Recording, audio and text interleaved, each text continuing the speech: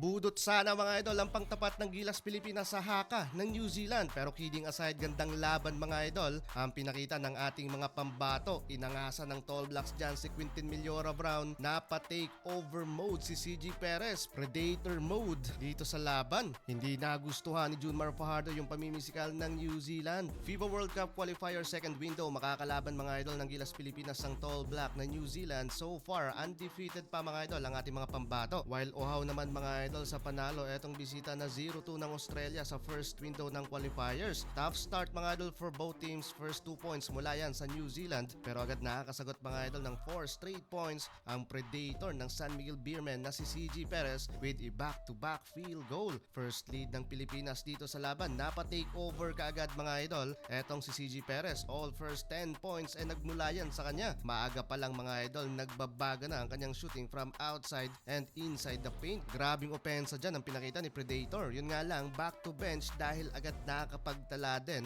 ng dalawang personal foul dito sa laban. While eto, kakapasok lang ni Juan Gomez de Leano, no hesitation atakihin yung paint ng kalaban from coast to coast pa yan mga idol. Timeout ang Tall Blacks pero nakakapag-adjust kaagad dyan ng visiting team from 7 points lead, baba na sa 2 points with huge run mga idol ang kalaban. High scoring ang parehong kupunan dito sa first quarter pero in control by 4 points advantage ang New Zealand 21-25. Second quarter tayo mga idol, back to ball game si CG Perez. Pero eto, hindi umubra mga idol ang panggugulang ni JGDL. Huli ng referee yan mga idol. While etong si Kevin Tiambao mga idol, struggle pa, frustrated sa nangyayari. Ayaw talagang kumonekta etong kanyang mga tira from outside. Kaya balik muna sa bench habang napa-stare down mga idol etong kalaban kay QMB dahil sa flop mga idol. In rhythm na mga idol ang bisita at natambakan tayo ng double digit advantage papasok sa halfway ng quarter. Hype na hype mga idol ang lahat sa solid block shot ni AJ Edu, not in my house. While eto, crucial 3 points naman ni Carl Tamayo, pasok yan mga idol. First points ng LG Sakers import na contain sa first half ng laban ng ating naturalized player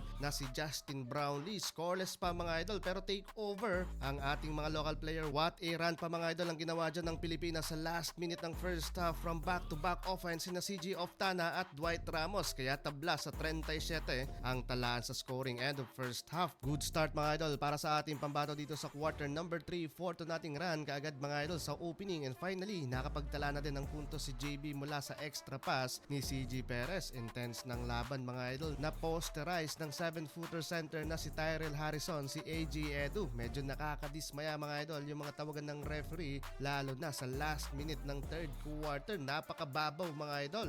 While etong si Junmar Fajardo mukhang hindi nagugustuhan yung pamimisikal na mga bisita. Balik sa double digit scoring mga idol ang advantage ng Tall Black 46-57. Another 4 to nating run na naman mga idol ang panimula ng Gilas Pilipinas dito sa last quarter at nakapagtala na din ng puntos si Kevin Tiambao mula yan sa extra assist ni Juan Gomez de Leano. Pero still leading pa rin mga idol ang New Zealand at pumapabor pa mga idol ang tawagan ng referee sa bisita. Frustrated doon sa nangyayari si Coach Tim Cone. Yun nga lang sa dulo ng laban, bigo mga idol, depensa ng Gilas Pilipinas ang kanilang undefeated status.